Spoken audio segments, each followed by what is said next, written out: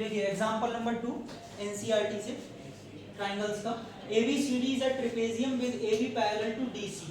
बेटा आपसे कह रहा है ABCD एक ट्रेपेजियम है जिसमें AB DC के क्या है, AB DC के पैरेलल। तो मैंने साइन भी बना दिया लोग।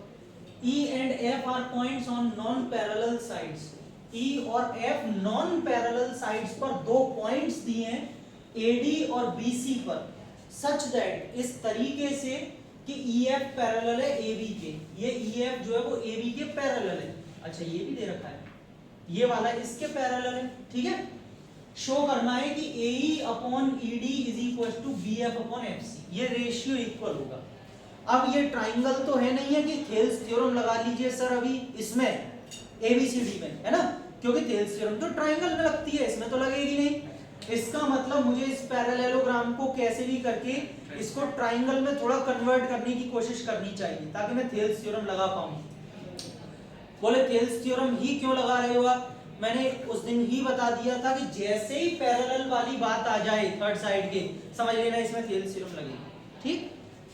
अब एक बात और मैं ओरली बोलना चाहूंगा, ध्यान से सुने।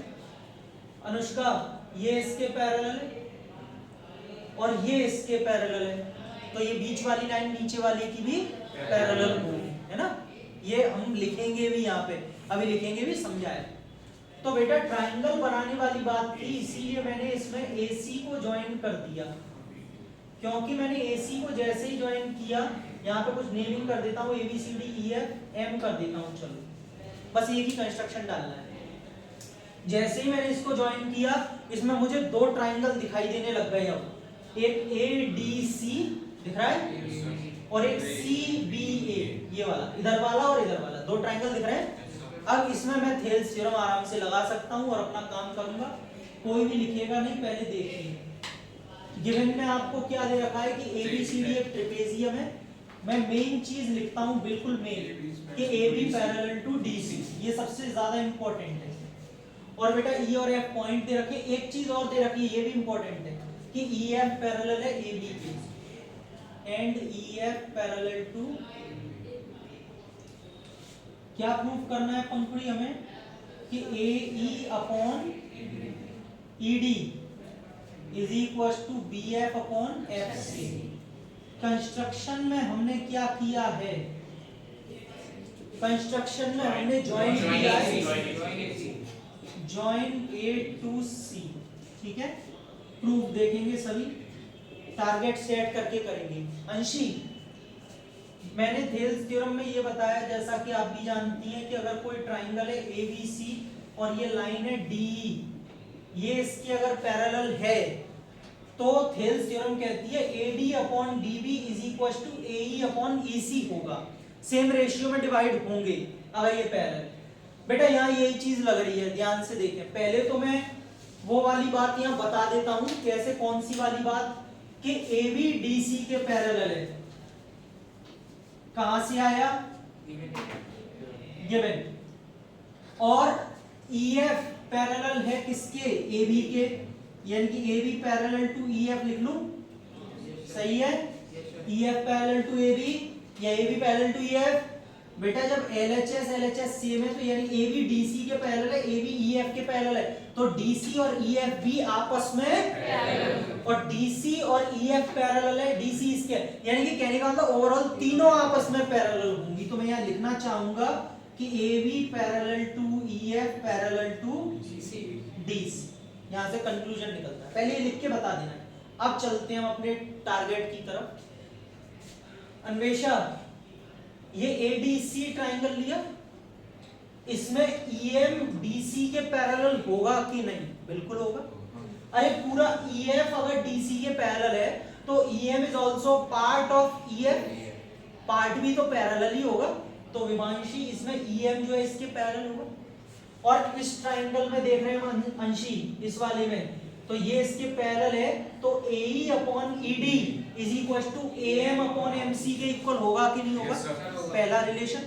बेटा मुझे AE अपॉन ED चाहिए था, पहले में तो आ गया, बात की बात देखेंगे, पहले लिखते हैं हम, आप नहीं मैं सिर्फ। इन ट्राइंगल ADC, ट्राइंगल को मेंशन करना जरूरी है, इसमें आप बताएंगे EM पैरेलल टू किसके?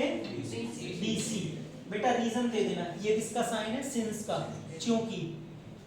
क्योंकि EF पैरेलल है DC के, क्योंकि है ना, EF पैरेलल है DC के, तो इसका पार्ट भी पैरेलल होगा। और अगर EM पैरेलल है DC के तो AE upon ED, therefore AE upon is equals to AM upon MC। और किससे? जी बेटा, चाहे BPT लिख लो चाहे थेल्स लिख लो, एक ही बात है। और इसको फर्स्ट इक्वेशन डाल के यहीं पे इसका विसर्जन कर देंगे। ठीक है, आप नोट करिए, जगह कम है फिर दूसरी कराता हूं, पहले नोट करिए। हाँ भाई देखें, आगे का पार्ट देखें सर। अनुष्का देखिए, आदित्य इस वाले ट्राइंगल में लगा के आ गया। अब इस ट्राइंगल में लगाएंगे ABC। ठीक है, अगेन इन ट्राइंगल ABC ध्यान दीजिएगा, थ्योरम गलत मत कीजिएगा। MF जो है वो AB के पैरेलल होगा, क्योंकि ये पूरा पार्ट EF पैरेलल है ना। तो हम यहाँ पे लिखेंगे FM parallel to AB। Reason क्या देंगे? क्योंकि EF पैरेलल है AB के, तो वो अपने आप समझ जाएगा एग्जामिनर क्या चक्कर चल रहा है। यस अनुष्का यहां से हम देखें तो CF upon BF is equal to MC upon AM होगा कि नहीं?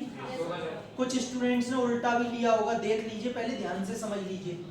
ऐसे मत लेना BF upon FC is equal to AM upon CM। बोले क्यों, बात तो एक ही है। नहीं, बात एक ही नहीं है। थेल्स थ्योरम वर्टेक्स वाले एंगल से लगती है, ना कि बेस वाले एंगल से। ये बेस है ना, बेस है ना, बेस एंगल से नहीं लगती है कि सर BD अपॉन DA। मैं मानता हूं बात एक ही है, रेसिप्रोकल किया नहीं कि हाँ, लेकिन थेल्स थ्योरम तो कहती है ना। हाँ, तो आप इसको FC अपॉन BF ना लिखें, आप सॉरी FC अपॉन BF ही लिखें। इधर से ऊपर से, ये नहीं कि ऊपर से चल रहा है तो ऊपर से लिखें। वर्टेक्स एंगल इस ट्राइंगल का ये वर्टेक्स है और ये बेस है, इतना ध्यान जरूर रखना। तो बेटा मैं इसमें लिखूंगा FC upon BF is equal to क्या? MC upon AM। यहां तक किसी को डाउट, कोई परेशानी? क्यों? BPT। लेकिन हमको क्या चाहिए? अभी अनुष्का ने बताया कि सर AM अपॉन MC है, AM अपॉन MC होना चाहिए। उल्टा करो इसको, रेसिप्रोकल करो इसको। तो भैया दोनों साइड होगा, एक साइड तो होगा नहीं। तो दोनों साइड कर दिया हमने, हो गया। सेकंड इक्वेशन भी मान ली हमने। ठीक है, अब क्योंकि दोनों के RHS इक्वल है तो LHS भी। इस बात को कैसे दर्शाएंगे हम? फ्रॉम इक्वेशन 1 एंड, हाँ कैसे लिखेंगे, मेरा मतलब यही था। ठीक, AE upon ED, AE upon ED is equal to BF upon hence. और इसको बढ़िया से एकदम बंद कर देना डिब्बे में। ठीक है, डिब्बे में बंद करके चमका के आना, ताकि हाँ एग्जामिनर को यही चमके बस।